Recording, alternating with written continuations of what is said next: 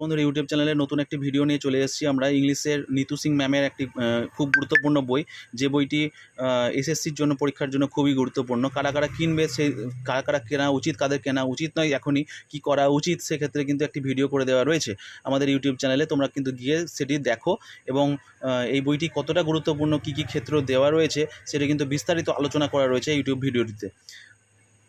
এছাড়াও এসএসসির যে আরও পরীক্ষা, এসএসসির যে আরও বই, কিরণ পাবলিকেশনের ম্যাথামেটিক্স সলভ পেপার, এটির বিস্তারিত ভিডিও রয়েছে। জেনারেল অ্যাওয়ারনেস, এই বইটিরও বিস্তারিত ভিডিও দেওয়া রয়েছে।